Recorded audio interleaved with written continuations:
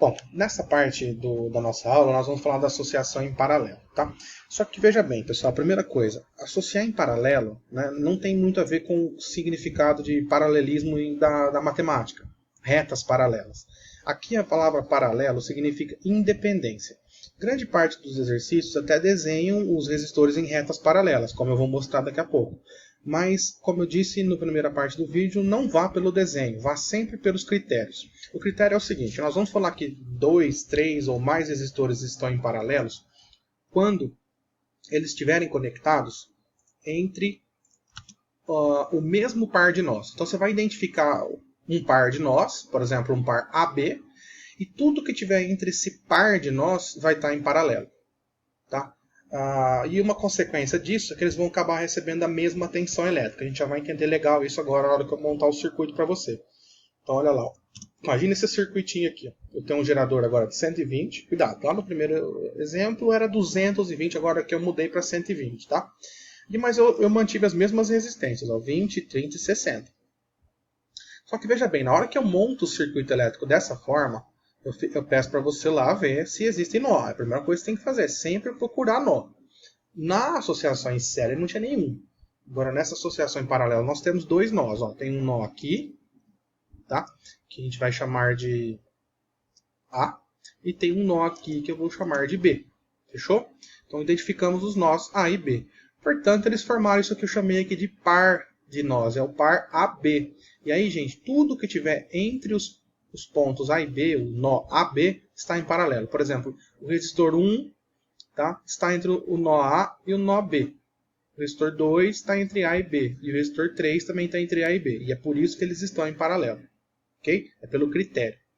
Eles não precisam ser desenhados em retas paralelas dessa forma, igual eu fiz. Mas para a gente entender bem a ideia, eu vou começar desenhando assim. Tá? Agora, o paralelismo aqui significa independência. Um não depende do outro. Tá? Perceba que se um queimar e parar de funcionar, o 2 e o 3 continuam funcionando normalmente, porque um não depende do outro. São três caminhos independentes. Na associação em série que vimos na primeira parte, um depende do outro, porque se o primeiro parar de funcionar, ele abre o circuito elétrico e os outros dois param de funcionar. Então a corrente tem que passar por um para depois passar pelo outro. Aqui não. A corrente que passa em um não tem nada a ver com a que passa no 2 e que não tem nada a ver com a que passa no 3. Então eles são resistores independentes. Este é o significado de paralelismo. Um tem uma vida paralela à do outro. Beleza? E perceba o seguinte, olha que legal agora. O ponto A é o próprio polo positivo do gerador. O ponto B é o próprio polo negativo do gerador. O que eu tenho aplicado entre os pontos A e B? 120 volts. Então, os três vão receber 120 volts. Por isso que está escrito aqui, ó, todos vão receber a mesma tensão elétrica. Tá bom? Então, essas são as duas principais características da associação em paralelo. Estão entre o mesmo par de nós e todos recebem a mesma tensão elétrica. Agora, e o resistor equivalente? Como é que a gente faz, né? Lembre-se que é o seguinte, se fosse em série, você somava tudo. 60 mais 30 mais 20. Mas eles estão em paralelo, então a regra é outra. Na associação em paralelo, o resistor equivalente é calculado por essa expressão aqui. Ó. Então, vamos tomar cuidado com ela. Numa associação em paralelo, o inverso da resistência total é igual à soma dos inversos das resistências. Ou seja, tudo isso aqui apresenta uma resistência total. O inverso da resistência total é o inverso da primeira, mais o inverso da segunda, mais o inverso da terceira e assim por diante. Então você vai sempre aplicar essa relaçãozinha aqui. Então vamos tomar cuidado. Vamos fazer a conta? Eu quero calcular qual é o resistor total dessa associação. Então 1 sobre o resistor que eu quero vai ficar 1 sobre 20, mais 1 sobre 30, mais 1 sobre 60. Lembre-se que para você somar frações ou subtrair frações, elas têm que ter o mesmo denominador. Então você teria que tirar o denominador comum entre 20, 30 e 60, que é o 60. E aí depois, quando você vai somar frações, você aplica aquela regrinha, né? Pega o MMC, divide pelo de baixo, multiplica pelo de cima. 60 por 20 dá 3, 60 por 30 dá 2, e 60 por 60 dá 1. Ou seja, 1 sobre o total é igual a 6 sobre 60, aí você multiplica em cruz e vai concluir que o total é igual a 10. Então o que significa isso? Significa que este gerador de 120 vai entender que tem um resistor só de 10. Tá bom? Então a mesma ideia lá da primeira parte, só que agora ele vai entender o total como sendo 10. Aqui eu vou colocar algumas observações que são curiosidades. Tá? Numa associação em paralelo, o resistor equivalente ele sempre dá um número menor que qualquer resistor da associação. Por exemplo, entre 20, 30 e 60, o menor é 20. O equivalente dá menos ainda do que 20. É legal você saber disso para você saber se as suas contas estão certas. Por exemplo, o resistor equivalente que a gente encontrou aqui deu 10. 10 é menor que qualquer um desses três. Certo? Bom, para que serve a resistência equivalente? Para a gente calcular aqui ó, a corrente elétrica do circuito. Então a gente vai colocar lá na lei de Ohm. Certo? Então, vamos lá aplicar a lei de Ohm. Corrente é tensão pela resistência. A tensão entre os pontos A e B é 120. E a resistência total entre A e B é 10. Isso vai gerar então uma corrente de 12 amperes. Beleza? O gerador então vai fornecer, olha lá no circuito, ó, 12 amperes. Tá certo? Então olha lá, 12 amperes é o que vai chegar no nó A. Lembre-se que vai dividir, né, em 3 essa corrente de 12. Eu vou te mostrar agora como é que você faz para calcular qual é a corrente elétrica que vai passar em cada resistor. Lembrando, 10 é o teórico, é o equivalente. O que existe mesmo é R1, R2 e R3. Agora você vai analisar cada um deles individualmente. Por exemplo, olha lá no resistor 1. O que nós sabemos do resistor 1? Que ele apresenta 20 ohms e que ele está recebendo 120 volts. Colocando na lei, ó, corrente é a tensão pela resistência. Se pegar a tensão que existe entre A e B e dividir por R1, vai ficar 120 por 20, que é igual a 6. Conclusão, está vindo 6 amperes no R1. Quando a gente for analisar o R2, mesma coisa, a gente sabe a resistência e sabe a tensão. Colocando na lei de Ohm, se você pegar a tensão pela resistência, 120 por 30, vai dar 4. Conclusão, no 2 está passando 4 amperes. E no 3, o que você sabe? A resistência e a tensão.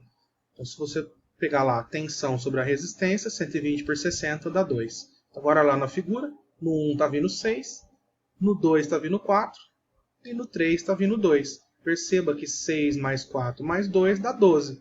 12 era o total que foi gerado pela pilha. Quando chegou 12 no ponto A, subdividiu em 6, 4 e 2. Perceba que aonde tem mais resistência foi menos corrente e aonde tem menos resistência foi mais corrente. Tá bom? Então essa é a ideia básica de uma associação em paralelo. Ok? Perceba também uma coisa curiosa. Se o 1 parar de funcionar, o 2 e o 3 continuam funcionando. O 2 continua puxando 4, o 3 continua puxando 2. A diferença é que a corrente total, ao invés de ser 12, cairia para 6. E esse raciocínio se aplica também caso um outro resistor deixasse de operar. Tá? Agora, dentro de uma associação em paralelo, a gente tem algumas regrinhas práticas, que são velhas conhecidas de vocês, né? Regras práticas que você pode usar numa associação em paralelo. A ideia é, às vezes, fazer por essa fórmula de fração aqui. Para alguns pode ser uma coisa meio chata, né? Mexer com fração, fazer essas contas aqui. Alguns podem ter dificuldade nisso. Mas essa é a definição, esse é o jeito certo. Agora, quais são as regrinhas práticas? Olha, vamos lá. Caso você tenha dois resistores, você pode usar uma regrinha, tipo assim, ó, 6 e 3 ligados entre A e B. Então, esses dois estão em paralelo. Você pode usar aquela famosa regrinha do produto pela soma. Então, quando você tiver dois resistores em paralelo, a resistência total é dada pelo produto pela soma. Tá? Essa é a regrinha prática. Por exemplo, você poderia pegar direto lá, fazer 3 vezes 6, dividir por 3 mais 6. Daria 18 por 9, que é igual a 2. Conclusão. 6 e 3 em paralelo dá uma resistência equivalente de 2. Beleza? Perceba que 2 é menor que qualquer um deles aqui. Certo? E uma outra regrinha prática, que é bastante cobrada também, tá? É os resistores serem iguais. Tá? N resistores iguais, ou seja, isso é uma das coisas que mais costuma cair, os caras montarem resistências em paralelo, mas com várias resistências iguais. Então, N representa um número qualquer de resistores iguais. Como assim, professor? Imagina um circuito que ficou com essa cara aqui, ó. 12, 12, 12, 12. Os 4 estão em paralelo. Por quê? Porque os 4 estão ligados entre o nó A e o nó B. Então, é esse o critério. Os 4 estão em paralelo. Então, eu tenho uma repetição de resistências aqui. Então, a resistência equivalente aqui é dada por R, que é a resistência que se repete, dividido por N, que é o número de repetições. Então, a gente calcula a resistência equivalente fazendo R sobre N. R é a resistência que se repete, N é o número de repetições. Então aqui ficaria 12 sobre 4. 12 é a resistência que se repete, 4 é o número de repetições. 12 por 4 dá igual a 3. Tá? Então aqui, esses 4 resistores de 12, eles totalizam 3 como resistor equivalente. Agora, presta atenção nessa outra dica que eu vou dar agora. O produto pela soma só pode ser feito para 2 resistores, ou de 2 em 2. Por exemplo, este caso aqui embaixo, você também poderia resolver o produto pela soma, desde que você fizesse de 2 em 2. Tipo semifinal, tipo playoff. Por exemplo, pega esse de cima e esse de baixo. Ó. 12 com 12 daria 6. Aí você pega esse terceiro e esse 4, 12 com 12 também dá 6. E aí você faz o produto pela soma de 6 e 6, que vai dar 3. Então você pode fazer no tipo chaveamento de playoff. Pega esses dois, faz produto pela soma. Vai dar 6. Pega esses dois, produto pela soma. Vai dar 6. E aí o 6 que ganhou aqui, o 6 que ganhou aqui, produto pela soma, vai dar 3. Você pode ir fazendo aos pares. Mas sempre que você for fazer produto pela soma, tem que ser 2. 2 em cima e 2 embaixo. Tranquilo? Então essa aqui é uma associação em paralelo básica. E a partir da terceira parte dessa aula, pessoal, nós vamos começar a resolver circuitos elétricos que misturam associação em série com associação em paralelo. Alguns autores chamam até de associação mista. Tudo bem, moçada? Então até a próxima parte desse vídeo. Valeu, até mais.